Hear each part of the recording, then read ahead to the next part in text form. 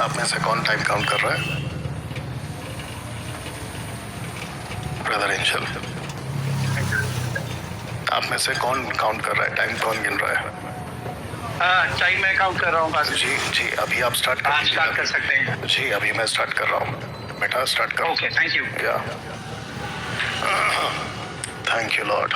Okay, जितने Facebook और YouTube पे इस वक्त में मेरे साथ कनेक्टेड हैं, आपको बताता चलूं कि ब्रदर वी चंद्रा इस वक्त में हमारे साथ में जूम पर कनेक्ट हो चुके हैं। बस इतना है कि मैं उनकी जो फोटो है आपको या उनकी जो वीडियो है वो यहाँ पे नहीं दिखा पा रहा, लेकिन आपको बता दूं दोस्तों कि आज ब्रदर वी चंद्रा के साथ और मेरी जो है, बेटा आवाज़ कम कर ले, आज वी चंद्रा और मेरे साथ में एक टॉपिक पे डिबेट है और वो ये है अन्य भाषा। तो दोस्तों आपको बताता चलो, इसका कम करना बेटा, इसका कम करना है। तो आपको बताता चलूं कि आपके बीच में ओके इसको क्या हो गया? ओके आ गया। आपके बीच में आज डिबेट हमारा ग्लोसा वर्सेस जिब्रिश है, not Daniel versus Chandra. Okay, इसका ध्यान रखेंगे। डैनियल राज की डॉक्ट्रिन क्या है, तो आपको जल्दी से बता दूं कि डैनियल राज ट्रिनिटी को मानता है, पिता पुत्र पवित्र आत्मा को। बपतिस्मा पिता पुत्र पवित्र आत्मा के नाम से होना चाहिए और वो भी डूब का।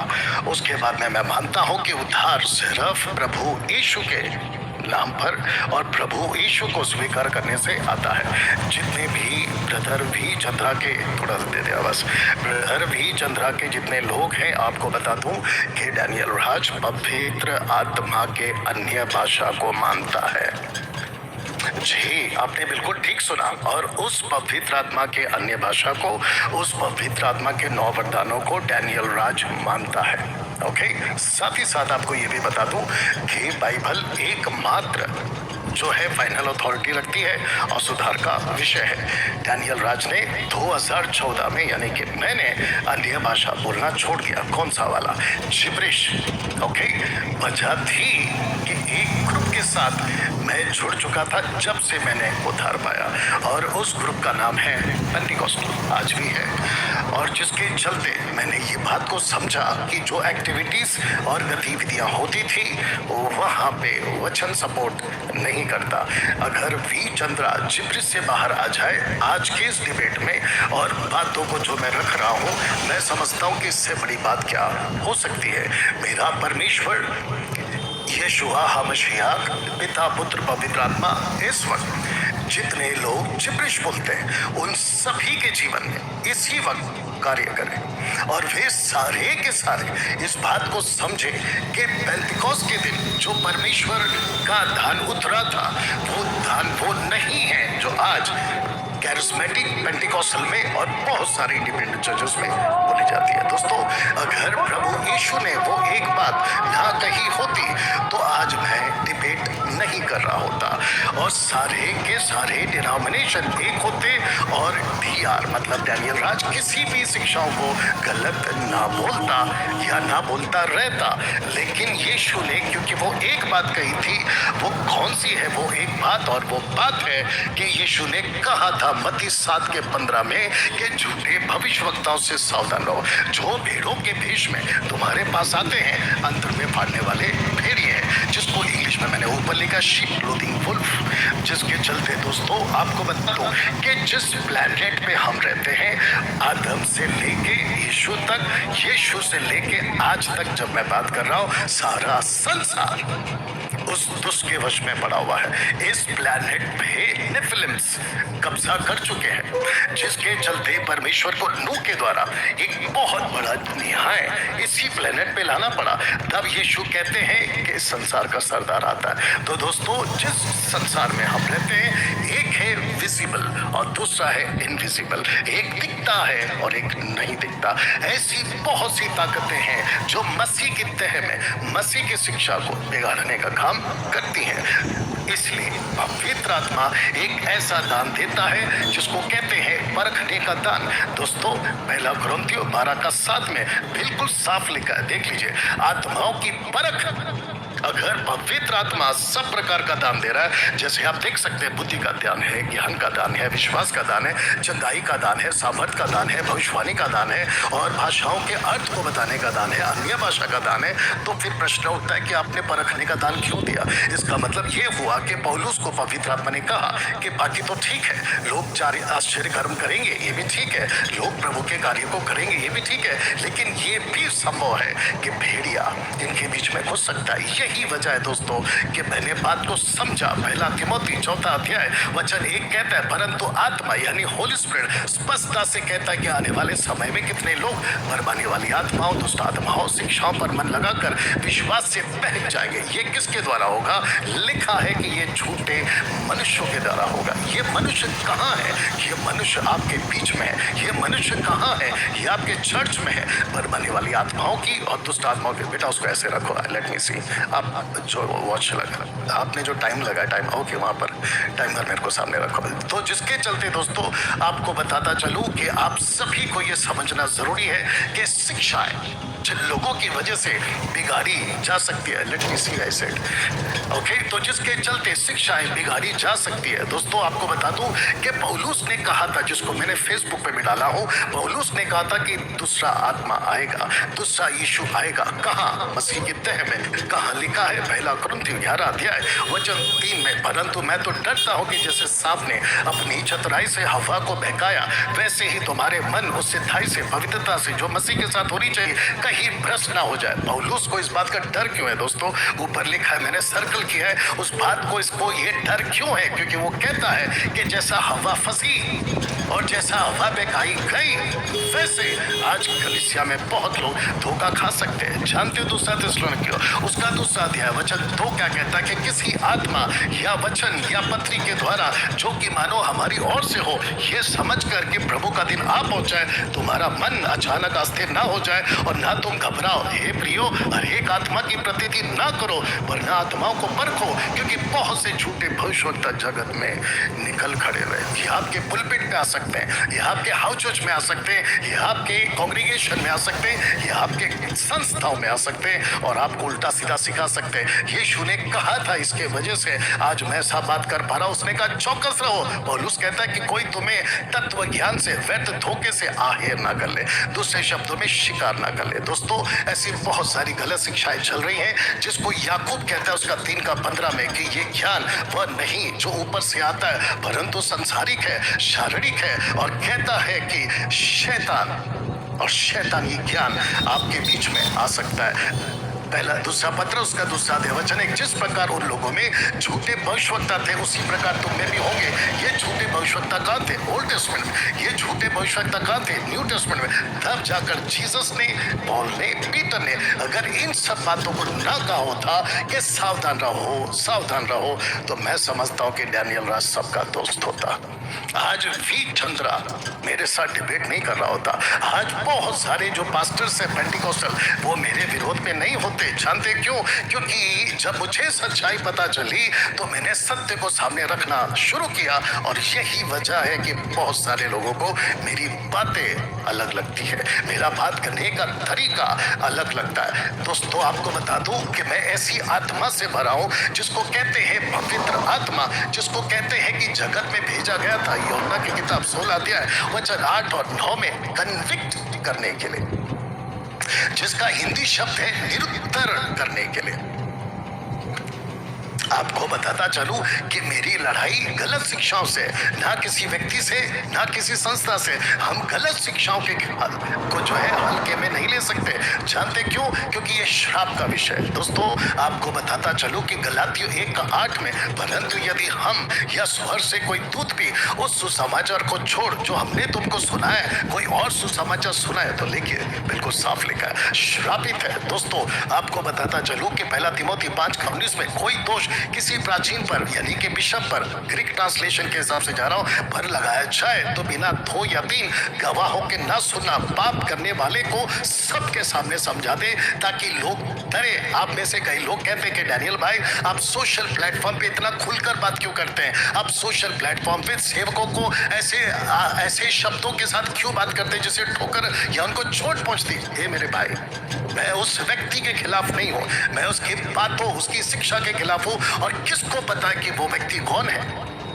जैसे जीसस ने कहा कि भेड़िया आएगा लेकिन किसकी खाल में, भेड़ के खाल में, मैं उसकी बात करता हूं। जानते हो पौलुस, माफ करना, मूसा ने क्या कहा, डिटरनॉमी चैप्टर 19 वर्स 5:15 to 20 कहता है कि सबके सामने समझाना। किसको? जो खुद को प्रॉफिट कहता है लेकिन वो निकला झूठा, कहता है कि सबके सामने डांट लगाना ताकि बाकी लोगों को डर लगे। मसीह समाज में किसी ना किसी को खड़ा होना होगा, किसी ना किसी को आगे आना होगा जहां बहुत कुछ गलत चल रहा है। आप कैसे कह सकते कि सब मसीही लोग हैं और सबको एक जैसा चलने दो? अगर ऐसा होता तो फिर जीसस ने मुझे बाइबल में पढ़ते वक्त में ये मुझे क्यों दिखता है कि सावधान रहो, परखने को कहा है, स्क्रिप्चर को divide, rightly dividing the word of truth कहा है, मुझे एक्सपोज करने को कहा है, मुझे कहा है कि स्पीक द ट्रूथ। तो ये क्यों कहा है करने के लिए? इफिसियों 5:11 कहता है अंधकार के निष्फल कामों में सहभागी ना हो वरना उन पर उलाना दो। कहता है have nothing to do with the fruitless deeds of darkness but rather expose them.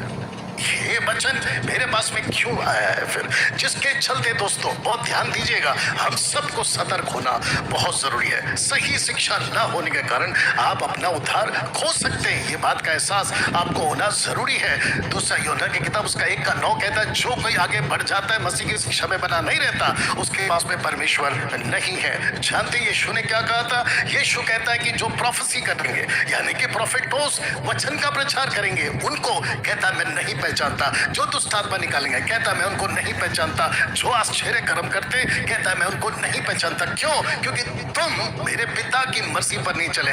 ऐसी कौन सी सेवा है जो पिता की मर्जी से आपको दूर कर रही है? और ऐसी सेवा को मैं कैसे एक्सेप्ट कर सकता हूं जिसको पिता ने एक्सेप्ट नहीं किया, जिसको यीशु एक्सेप्ट नहीं कर रहा, मैं उसको एक्सेप्ट कैसे कर सकता हूं? Let me tell you one more thing. In 3rd century Augustine and Chrysostom ने कहा था बोथ दे सेड कि टंग्स का जो कॉन्सेप्ट है वो आपका सीज हो गया था अपोस्टोलिक टाइम पे, अपोस्टोलिक यानी कि प्रेरितों के टाइम पे।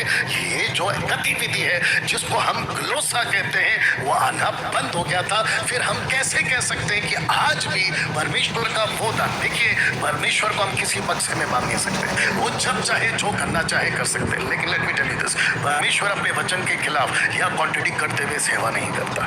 वो कुछ लिखेगा और कहेगा कुछ, ऐसा कभी नहीं होता। तो जिसके चलते अब जो हो रहा है दोस्तों, आपको बता दूं मोंटेनिस्ट मूवमेंट बोलकर कुछ ऐसी गतिविधियां हैं जिसको कहते हैं एक्सटैटिक स्पिरिचुअल गाइडेंस, जिसको लोग लेकर चले उसके बाद में, और ऐसी गतिविधियां आज भी चल रही है। आपको एक जोर का झटका धीरे से लगे ऐसा एक पोस्टर दिखाता हूं और आपको बता दूं कि इनकी तादाद देखो कितनी है जो यहोवा विटनेस को मानते हैं। उसके बाद में इनका एक स्क्रिप्चर पे धोखा खा गए और वो है डिटरनॉमी 6:4 में, हे इस्राएल सुन, यहोवा हमारा परमेश्वर यहोवा एक ही है। फिर कहता है माता यरूशलेम ऊपर एक माता है। इन्होंने अपना ग्रुप बना लिया। देखिए कितनी लाखों की भीड़ है। और अगर आप में से किसी को भी पूछूं ये सब के सब कहां जाएंगे, आप खुद कहोगे कि ओनली जीसस, जवा विटनेस, माता यरूशलेम, ये रहा ओनली। जिसको ये व्यक्ति कहता है, विलियम ब्रैनम कहता है कि I am the last profit. ये व्यक्ति के फॉलोवर्स भी कितने हैं? और ऐसे करके एक है पिता वाला, एक है माता वाला, एक है पुत्र वाला, और अब एक ग्रुप और चल रहा है जिनकी ताता देख लो, पेंटिकॉस्टल जिब्रिश स्पीकिंग ग्रुप। अब बताइए कि इस पोस्टर को जब मैं रखता हूं, जवा witness, mother Jerusalem, one name जिसको कहते हैं एक नाम का बपतिस्मा, यह ओनली जीसस कल्ट ग्रुप, और जिब्रिश कल्ट ग्रुप। जिब्रिश जिस आत्मा को पवित्र आत्मा ने दिया उसको डैनियल राज मानता है, लेकिन ये कौन सी आत्मा है जो मेरे कलीसिया में, जिसको मैं यीशु का कलीसिया अपना कहता हूँ, जिसको मैं अपनी यीशु की तह मानता हूँ, उसमें ये कहां से आ गया जिसको हम नहीं मानते? मैं डैनियल राज एक ही कलीसिया को मानता हूँ और वो है प्रभु की कलीसिया। तो लिखा है विश्वास करने वाले बहुतेरे पुरुष और स्त्रियां प्रभु की कलीसिया में अधिक आकर मिलते रहे। प्रभु की कलीसिया जहां पर नॉन बिब्लिकल एक्टिविटीज नहीं होती। मैं मानता हूं कि प्रभु की कलीसिया को उद्धार के बाद में पवित्र आत्मा दे दिया जाता है और आत्मा का पवित्र आत्मा अपनी मर्जी से देता है। वचन के बाहर किसी सिद्धांत को डैनियल राज नहीं मानेगा और ना ही ऐसी बातों को मैं सिखाऊंगा। आत्मा उधर आत्मा छू रहा है, आत्मा भर रहा है, ये टोटल नॉनसेंस है, टोटल बकवास है, क्योंकि ऐसी किसी सीख को हम बाइबल में नहीं देखते। ना पौलुस ने सिखाई, ना पतरस ने सिखाई, ना यीशु जी ने सिखाई, किसी ने नहीं सिखाई। प्रभु की कलीसिया सर्वसिद्ध बन चुकी है। इफिसियंस चैप्टर 4 वर्स 11 to 16 सच्ची शिक्षा रूपी नेव पौलुस पतरस फाइवफोल्ड मिनिस्ट्री के द्वारा डाल दी चुकी है, जिसके चलते हिब्रू 6:1-2 कहता है वापस मत डालो। आत्माओं को परखती है, पहला यूहन्ना 4:1 के हिसाब से। वचन पे मिलावट नहीं करती, दूसरा कुरिन्थियों 4:2 के हिसाब से। दोस्तों ऑर्थोडॉक्स से स्टार्ट हुआ था। ऑर्थोडॉक्स जिसको कहते हैं ऑर्थोडॉक्स, एक ऑर्थोडॉक्स क्रिश्चियंस थे जो नॉर्थ की तरफ गए, एक साउथ की तरफ गए, उसी के बीच में से कैथलिक निकला और उसके बाद में 17th सेंचुरी में रिफॉर्मेशन आया और जिसके चलते मैं समझता हूं कि बड़ी तादाद में कलीसिया की स्थापना। किसी को क्या अनुभव मिला उसके आधार पर हम नहीं चल सकते, वचन के आधार पर ही आज मसीह जीवन जीना होगा। कुछ लोग उपवास करते हैं, कहते हैं मैंने स्वर्गदूत का दर्शन देखा। कुछ लोग उपवास करते हैं, कहते हैं कि मुझे प्रभु ने ये बताया, आपको दर्शन मिलता, मुझे कोई दिक्कत नहीं है। आप प्रार्थना में कुछ पाते, मुझे कोई दिक्कत नहीं है। लेकिन अगर वो वचन से टैली नहीं होता है, अगर वो वचन से मैच नहीं होता है, आप ही लोग बताइए उसको कैसे स्वीकार करें? आप भी चंद्रा के ग्रुप के लोग हो सकते हैं, आप पेंटिकोस्टल के कोई पास्टर हो सकते हैं, महाराष्ट्र से, गुजरात से, भारत के बाहर से। बहुत ध्यान से सुनिएगा, एक अच्छा दिल रख के सुनिएगा कि हम ऐसी गतिविधियों को कैसे स्वीकार करें। Bible is the final authority, जिसके चलते आपके बीच में मैं बता दूं कि पौलुस ने कहा था rightly dividing the word of truth, सत्य के वचन को ठीक से इस्तेमाल करो, जिसको हम समझ सकते, जिसका अर्थ होगा to handle God's word with accuracy and precision, जिसका हिंदी शब्द है सटीकता और दुरुस्तता। To apply, understand, apply, to properly understand and apply. आपको कलीसिया को वचन को सटीक तरीके से सिखाना जरूरी है। एक ऐसा कहावत है एक्सीजीसी और ईसीजीसी, ऊपर है ईसीजीसी, नीचे एक्सीजीसी। ईसीजीसी का मतलब होता है, ईसीजीसी का मतलब होता है मनमाना लोगों पे थोप देना। एक्सीजीसी का मतलब होता है सूझबूझ कर व्याख्या करना, स्क्रिप्चर को सही तरीके से लेकर चलना। दोस्तों मेरे पास में कम से कम लगभग 250 स्लाइड्स है। यही वजह है कि मैं अपनी बात को बहुत तेजी से लेकिन सटीक तरीके से रख रहा हूँ। Misunderstood scriptures from many generation, deuteronomy 6:4। आप जानते हैं क्या लेकर यहोवा एक ही है, जबकि परमेश्वर ट्राइयून गॉड है। पहला यूहन्ना 3:12, गलातियों की किताब उसका 4:26 और फिर उसके बाद में एक्ट चैप्टर 2 वर्स 38, एक नाम का बपतिस्मा। और उसके बाद में तो सबसे ज्यादा बेड़ा गर्क जिसने किया है वो है पहला कुरिन्थियों 13:1 और दूसरा है पहला कुरिन्थियों 14:2। आपको बता दूं 14:2 का तो मैं रखूंगा। पहला कुरिन्थियों 13:1 कहता है, कहते हैं कि जब ये भाषा बोली जाती है जिसको स्वर्गीय भाषा है, इसको कोई समझ नहीं सकता। अच्छा, अगर आप नहीं समझ सकते तो आइज़ाया चैप्टर 6 वर्स 2 में वो कैसे समझ पाया कि पवित्र पवित्र पवित्र कहकर वो प्रार्थना कर रहे हैं। उसके बाद में आप रेवलेशन चैप्टर 4 वर्स 8, बिल्कुल कट टू कट टॉपिक है। बेटा नीचे का लाल वाला पढ़ लेना, नीचे का आपका माइक ऑन है, नीचे का लाल वाला पढ़ लेना जल्दी से जी। रेवलेशन चैप्टर 4 का नीचे वाला लाइन जी। पवित्र पवित्र पवित्र प्रभु परमेश्वर सर्वशक्तिमान जो था और जो है और जो आने वाला वो है। कैसे पता चला कि ये शब्द हो रहा है? अगर आप कहते हो कि स्वर्गदूत की भाषा है जिसको कोई नहीं समझता, तो फिर ये क्या है? उल्लू बनाना बंद करिए। नाउ एक व्यक्ति है जिसका नाम जॉन देवर, कहता है डिड नॉट अंडरस्टैंड 1 Corinthians 14:18। जब मैं इसकी वीडियो देख रहा था तो कहता है कि पौलुस ने जितने भी चमत्कार किए, आश्चर्य कर्म किए हैं, वो सारे के सारे आश्चर्य कर्म उसको मिले हैं जस्ट बिकॉज वो 10,000 शब्दों में, कौन सी, इनके हिसाब से वी चंद्रा के हिसाब से जिब्रिश, कौन सा, रबा, लेकिन पौलुस के हिसाब से वो ग्लोसा था।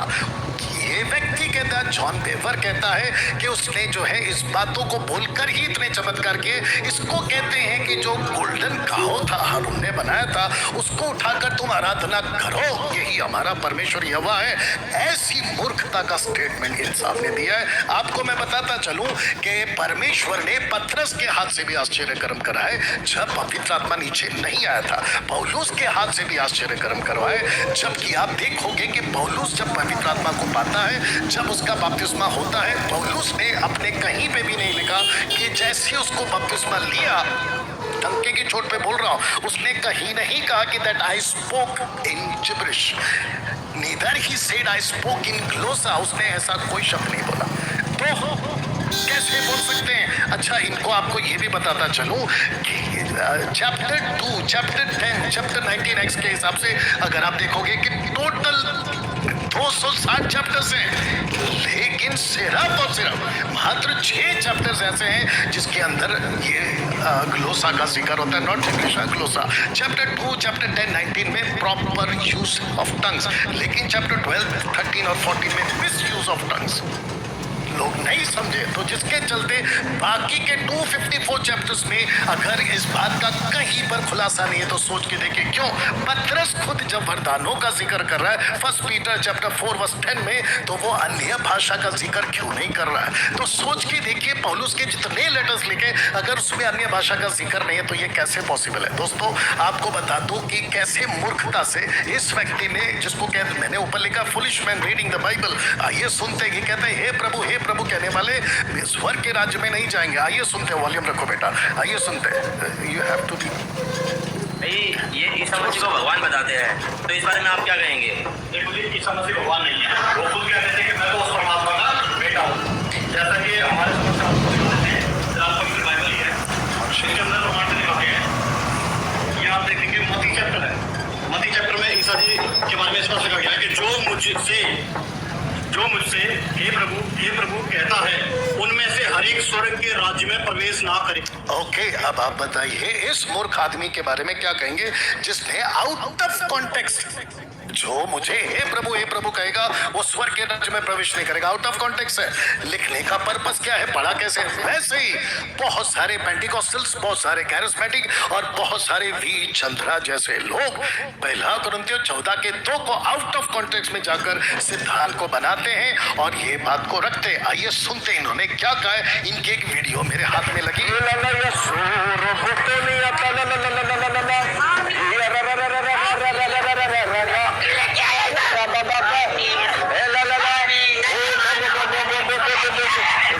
अब बताओ ये कौन सी भाषा है? इसकी इजाजत बाइबल में कहाँ है? अगर अभी इनके पास में जब बातचीत होगी मैं इनको पूछूंगा ये भाषा आपकी बाइबल में कहाँ है? तो जिसके चलते जितने भी अभी मुझे देख रहे हैं बस सुन रहे, सबको बताता चलो ऐसी कोई भाषा नहीं है। क्या है सही, क्या है गलत, इसका बोलने का हक आपको बाइबल देती है। कौन है भेड़, कौन है भेड़िया, कौन है सही, कौन है गलत, ऐसा बोलने का हक प्रभु हमें देता है। लिखा है कि तुम्हारी बातें हाँ की हाँ और ना की ना। पूरी बाइबल 2 बातों से बड़ी पड़ी है दोस्तों, सही और गलत से, धर्म और अधर्म से, प्रभु और शैतान से। एक है सही अन्य भाषा जिसको मैं ग्लोसा कहता हूँ, समझी जाने वाली। एक है लूसीफर की भाषा जिसको रबा रबा शबा शबा, जो आपने अभी सुना भी चंद्रा के मुंह से, और वो है एक अन्य भाषा। अन्य भाषा बोलने वाला समझ के साथ बोले, नहीं तो वो गलत है। अब जब डैनियल राज सही को सही और गलत को गलत कहता है तो लोगों को तकलीफ क्यों होती है? अगर जीसस कहते थे शास्त्री फरीसी को तकलीफ होती थी, क्यों? क्योंकि वो सही नहीं थे। वैसे ही अगर किसी को मेरी बातें गलत लगती है तो आप अपना चुनाव करिए कि आप किसके पक्ष में। दोस्तों वी चंद्रा को क्यों ना गलत बोलूं अगर वो जिब्रिश बात करता है ना। दोस्तों आज मेरी ये डिबेट वी चंद्रा से नहीं है बल्कि दुनिया के उन तमाम लोगों से है जो शैतानी भाषा बोलते हैं, जिसको मैंने नाम दिया है रबा रबा। आज डिबेट नहीं बल्कि जिब्रिश का अंतिम संस्कार हो रहा है। किस किस का अंतिम संस्कार हो रहा है? लिखा है कि बरियल ऑफ रॉन्गली इंटरप्रिटेशन, गलत तरीके से इंटरप्रेट किया गया।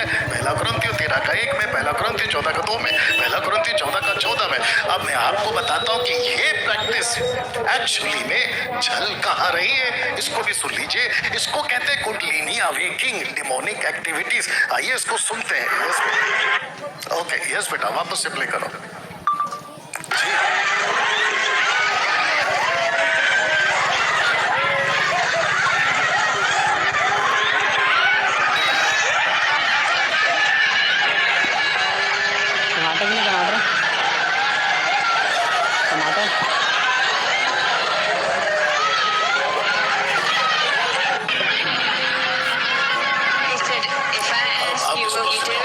सुनो, आप इसको He said, समझिए। if I can't ask you to do something in your own house, how are you going to do it out there? So,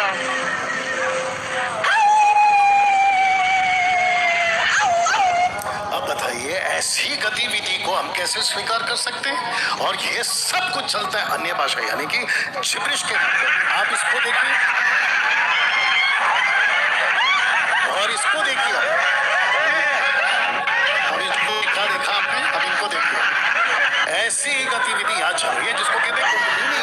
Marilah kita selalu tertawa untuk diri, untuk orang lain, tertawa untuk keluarga, masyarakat, dunia, dan negara.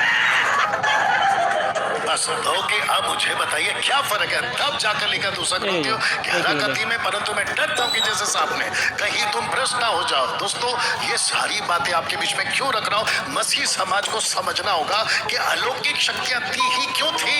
उसके पीछे की वजह super natural power, उसकी वजह है Moses, ELISA and Jesus. इन सब ने एक ऐसे राष्ट्र को आश्चर्य कर्म में चलाया था जिनके बीच में आप देख सकते हैं मोसेस ने आश्चर्य कर्म किए, गलत नहीं है। एलीशा ने आश्चर्य कर्म किए, जिसका रेफरेंस मैंने रख दिया है। वक्त की कमी के कारण मैं नहीं बता रहा हूँ, लेकिन आपको पूरी की पूरी पीडीएफ अगर चाहिए, आप जो है हमारे ऑफिस में कॉल करें, आपको मिल जाएगा।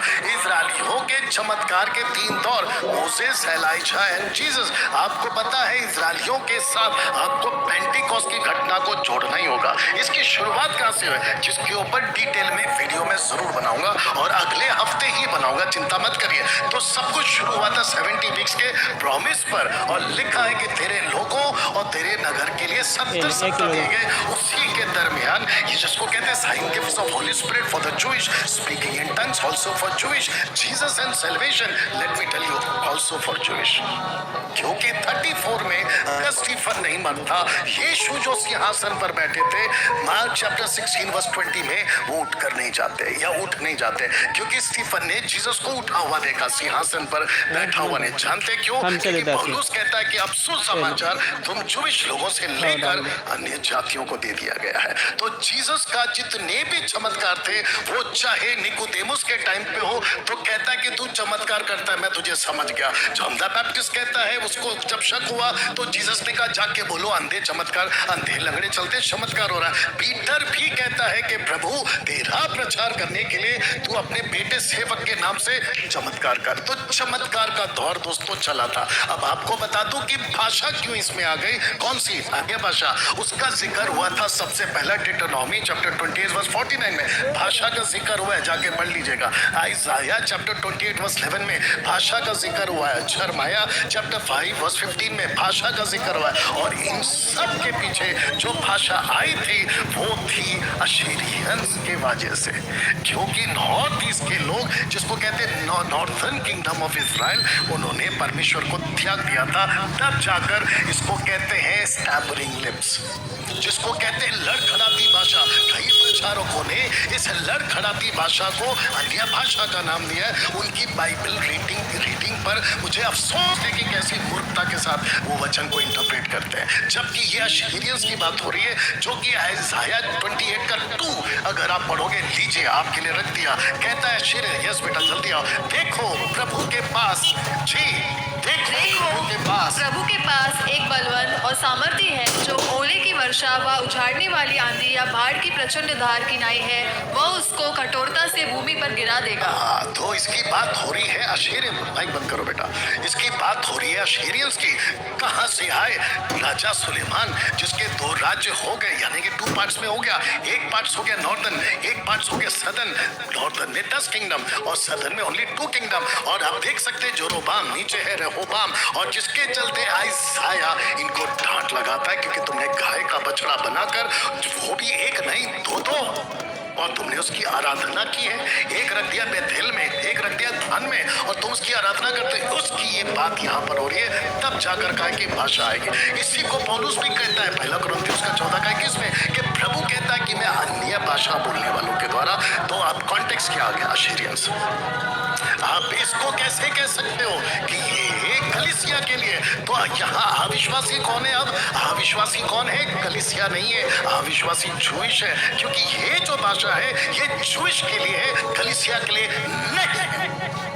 आपको ये समझना होगा। और जो भी सिखाते हैं वो आउट ऑफ कॉन्टेक्स्ट सिखाते हैं, जिसके चलते मैं इतने बेबाक तरीके से बात को रखता हूं। From Adam to Stephen, 0 to 34, लगभग 4000 साल से भी ज्यादा एक राष्ट्र का कॉन्सेप्ट चला है और वो है इजराइल। उनको एक ही भाषा दी गई थी और वो भाषा हिब्रू थी। बेबीलोन टू स्टीफन, एक ही भाषा और वो हिब्रू लैंग्वेज थी। उसी को लेकर परमेश्वर बात करता था। लेकिन जब कलीसिया इजराइल के राज्य तितर बितर हो गए, तब जाकर कहता है कि मैं जातियों से उनको इकट्ठा करूंगा। ये रहा उसका प्रूफ। और फिर पेंटेकोस्ट के दिन यही हुआ कि 120 ने 60,000 लोगों से बात करी और उनको मन परिवर्तन का प्रचार किया।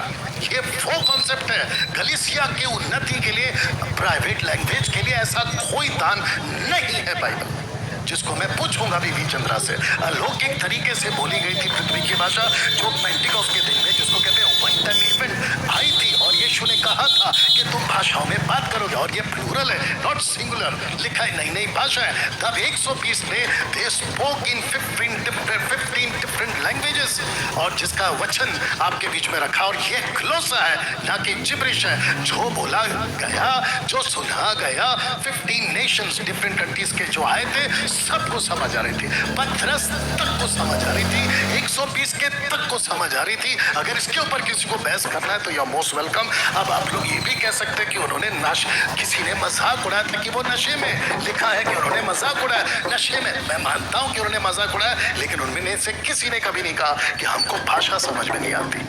उन्होंने कभी नहीं कहा। मैं बहुत साफ तरीके से बात को रख दूं कि उन्होंने कभी नहीं कहा कि हमको भाषा समझ में नहीं आती। वैसे कैसे कोई 1 कुरिन्थियों 14 का 2 को उठाकर, जैसे 14 का 2 को हेवनली लैंग्वेज, प्राइवेट लैंग्वेज और फिर आपका प्रेयर लैंग्वेज कैसे बना सकता है? आप सोच के देखिए कि कितनी मूर्खता का इंटरप्रेट कुछ लोगों के द्वारा किया जाता है। आफ्टर 58 AD आपको बता दूं कि पौलुस कहता है कि मैं तो क्रूस का प्रचार करूंगा। जिसके निकट, यहूदियों के निकट वो ठोकर है, अन्य जातियों के निकट वो ठोकर है। क्यों? क्योंकि कहता है यहूदी तो क्या कहते हैं, जिन्नत चाहते हैं, और जो अन्य जाति है वो तो ज्ञान चाहते हैं। देख लीजिए, लिखा है यहूदी क्यों? क्योंकि उसके निकट वो परमेश्वर की सामर्थ को ठहरा दिया, और फिर अन्य जातियों के लिए ज्ञान को ठहरा दिया। अब बताइए मसीह क्या बन गया? लिखा है कि मसीह परमेश्वर की सामर्थ और मसीह परमेश्वर का ज्ञान है। आज आपको किसी भी तरह के चिन्ह की जरूरत नहीं है। Let me tell you this, आपको किसी तरह के चिन्ह की जरूरत नहीं है, क्योंकि परमेश्वर के पास आने वाले को विश्वास करना चाहिए कि वो है, और अपने खोजने वाले को वो प्रतिफल देता है। अब क्यों कहता है कि जिब्रिश, अन्य भाषा, रबा शैतान की भाषा, ऐसा मैं क्यों कहता हूं? उसकी वजह यह है क्योंकि लिखा है कि इस तरह की बोली आप यीशु को श्रापित बोल सकते हैं। कहां लिखा है डैनियल भाई? 1 कुरिन्थियों 14 का 3 में लिखा है। आपको पता है आप प्रार्थना में रहकर भी परमेश्वर की भी आवाज को सुन सकते हो और शैतान की भी आवाज को सुन सकते हो। देख लीजिए, यहाँ पर लिखा है, जिसका कि पूरा का पूरा आपको मैंने प्रूफ दे दिया। मैं नहीं चाहता कि तुम अन्य भाषा क्या कहते हैं वरदानों के प्रति अनजान रहो। तब जाकर कहता है क्यों कहा था दोनों को जानकारी हासिल करो, क्योंकि यहाँ पर एक ऐसी शक्ति थी जिसको कहते हैं गूंगी मूर्ति, और जिसके चलते वो ये सारे कार्य को करते थे। कोरिन्थ की कलीसिया में let me give you something. Corinth की कलीसिया आई थिंक आ गया, नहीं आया, ओके। कोरिन्थ की कलीसिया में 2 तरह की भाषा, टाइम दिखाते रहो। कोरिन्थ की कलीसिया में 2 तरह की भाषा होती थी। एक होती थी आत्मा की भाषा और एक होती थी शैतान की भाषा। 40 मिनट्स मुझे दिया गया है, मैं 40 मिनट्स में ही खत्म करूंगा। 40 मिनट्स में खत्म करूंगा। लिखा है कि टंग से ह्यूमन लैंग्वेज और स्टैटिक अटरेंस, बेकाबू होकर बात करना, जिसका मैं आपको आवाज दे बेटा जल्दी से, बेकाबू होकर बात करना। आप देख लीजिए,